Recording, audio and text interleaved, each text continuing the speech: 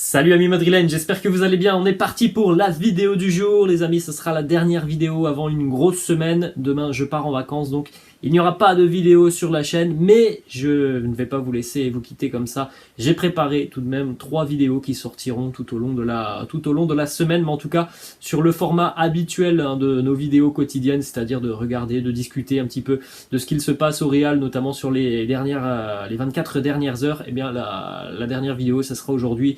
Et nous, on se retrouvera dans une grosse semaine maintenant pour reprendre notre format habituel, puisque demain, voilà, pour moi, ça sera les vacances. On va démarrer, les amis, avec cette première information. C'était il y a 13 ans, jour pour jour, la signature d'une légende du club, la signature tout simplement d'une icône, la signature d'un des meilleurs joueurs au monde, si ce n'est peut-être le meilleur joueur au monde. Cristiano Ronaldo s'engageait au Real Madrid il y a exactement 13 ans, jour pour jour.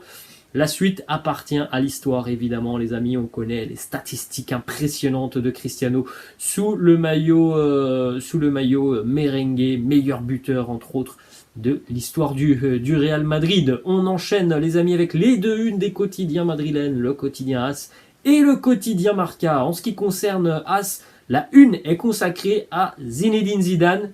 Lui aussi est une légende du Real Madrid, et Zinedine Zidane qui visiblement serait proche de s'engager au Paris Saint-Germain. Le quotidien AS qui titre PSG Zidane, amour impossible.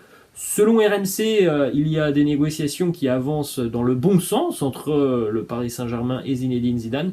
Selon AS, selon aussi par exemple Foot Mercato, eh bien, on annonce que la priorité de Zinedine Zidane n'a toujours pas changé, c'est l'équipe de France. Donc, affaire à suivre, les amis.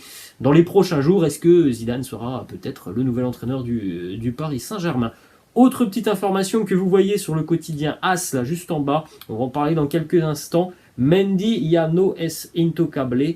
Mendy n'est pas intouchable. On va en reparler dans quelques instants. On va enchaîner, les amis, avec cette fois-ci la une du quotidien Marca, qui est consacrée notamment à de nombreux événements qui vont avoir lieu à Malaga ce week-end. Et il y a tout en bas aussi un petit encart qui concerne le Real, puisque la date du premier Classico est fixée et il va arriver plus vite que prévu, les amis, puisque vous pouvez le constater sur cette image. La pré-saison du Real Madrid va faire arrêt du côté des États-Unis. Ça faisait 2 ans que le club n'était pas allé aux États-Unis pour cause de Covid, évidemment. Donc retour aux États-Unis pour un stage de pré-saison avec notamment des matchs amicaux pour le Real. Le 23 juillet, les amis, on aura donc un classico à Las Vegas, dans un stade de football américain, le stade des Las Vegas Raiders, si je me trompe pas. Donc voilà, 23 juillet, dans un petit peu plus d'un mois, on aura notre premier classico. Ça sera aux États-Unis. Bon, je ne connais pas encore l'horaire, mais ça devrait être un horaire évidemment aussi adapté pour le public européen.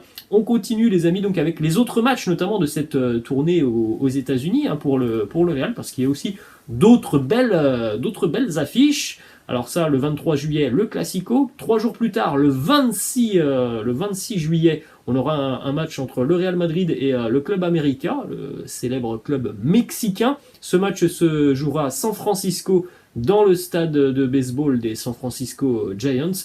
Et puis quelques jours plus tard, 4 jours plus tard, le Real qui va affronter aussi la Juve. Ça sera le 30 juillet et ce match se jouera à Los Angeles. Donc on a de belles affiches sur ce mois de juillet. Pour le moment, les amis, je ne sais pas s'il y a des matchs amicaux qui sont prévus avant ce départ aux États-Unis. Le club n'a pas encore communiqué là-dessus. Il pourrait que, par exemple, le Real affronte des équipes espagnoles tant que les joueurs sont encore en Espagne. On enchaîne avec quelques petites informations qui concernent Karim Benzema. Premièrement, hier, Karim a joué l'intégralité de la rencontre avec l'équipe de France en Autriche. Il a d'ailleurs retrouvé son coéquipier David Alaba.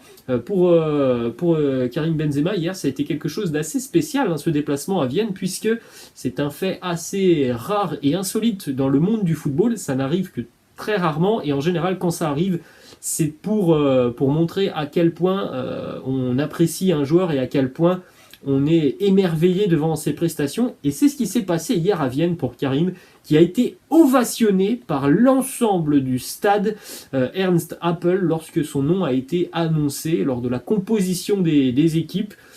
C'est très rare, hein, les amis, ça arrive rarement. Il y a Lionel Messi qui a déjà eu ce genre de récompense, on va dire ça comme ça. Cristiano aussi, ça lui est déjà arrivé de mettre tout le monde d'accord, hein, de mettre un stade d'accord alors que tu joues parfois à l'extérieur. Cristiano, par exemple, ça lui était arrivé avec le Real face à la Juve, le Juventus Stadium qu'il avait applaudi. C'est arrivé donc à Karim hier du côté de Vienne. Tout le stade qui a applaudi Karim notamment, je pense, hein, pour sa saison exceptionnelle. On continue avec une information mercato. Selon Fabrizio Romano, il n'y a absolument aucune chance de voir Gabriel Jesus s'engager du côté du Real Madrid. Déjà parce que le joueur, on en a déjà parlé les amis, a un passeport brésilien et que voilà, ce n'est pas compatible à l'heure actuelle avec les attentes du Real Madrid. Et parce que Fabrizio Romano, de par ses informations, annonce que Gabriel Jesus devrait continuer en Angleterre, à City ou ailleurs, ça on ne sait pas. On poursuit les amis toujours avec une information mercato qui concerne cette fois-ci Marco Asensio. Alors Marco Asensio, on rappelle la situation, encore un an de contrat pour Asensio avec le Real, donc il a évidemment des choix très importants à faire sur les prochaines semaines.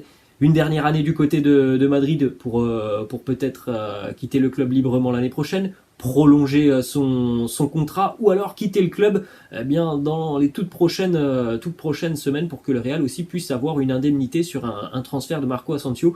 Ce que l'on sait en tout cas, c'est que son agent Jorge Mendes travaille actuellement avec Manchester United. Des discussions ont été entamées avec les Red Devils d'Eric Ten Hag par rapport à Marco Asensio. Autre petite déclaration, Gareth Bale, on en a parlé je crois il y a 48 heures sur la chaîne, de cette rumeur qui envoyait Gareth Bale du côté de Retafe, hein, juste à côté dans la banlieue de Madrid. Gareth Bale avec sa sélection galloise hier, il était en conférence de presse. Tout sourire, Gareth Bale, il a annoncé « Je n'irai pas à Retafe, c'est une certitude ». Bon, c'est pas où Gareth Bale jouera l'année prochaine, en tout cas, ça ne sera pas Retafe. On poursuit les amis avec deux déclarations d'Eden Hazard qui a rencontré notamment la Peña Madridista de Belgique. Donc c'est un groupe de supporters du Real Madrid en Belgique et voilà, il a été interviewé notamment, donc quelques déclarations, deux déclats d'Eden Hazard. Premièrement, il nous parle donc de son état, de sa cheville et il nous dit « Ma cheville ne me fait plus mal, je me sens beaucoup mieux.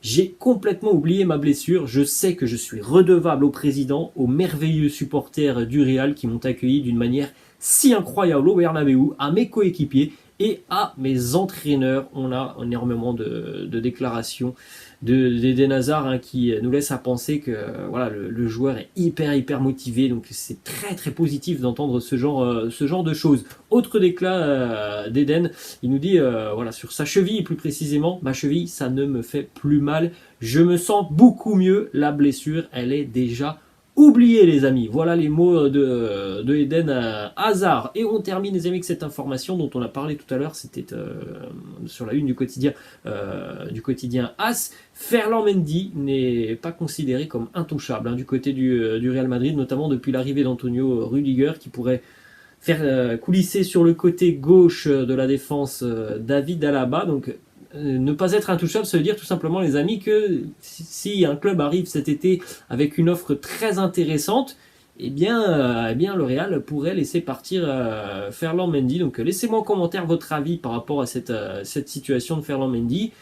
Est-ce que voilà, si un club arrive, un club anglais par exemple arrive pour Ferland Mendy avec un joli chèque, est-ce que vous, eh bien, vous seriez OK à laisser partir Ferland Mendy? Laissez-moi en commentaire ce que vous en pensez, les amis. Voilà la fin de cette vidéo. Bon, j'espère que ça vous a plu, les amis. Moi, je vais vous laisser et je vais vous souhaiter donc une bonne semaine. Profitez des quelques vidéos hein, que j'ai publiées sur la chaîne. Et puis nous, on se retrouvera la semaine prochaine, les amis. Peut-être le dimanche ou alors le lundi dans une dizaine de jours, les amis. Je vous laisse et je vous dis à la prochaine. Ciao!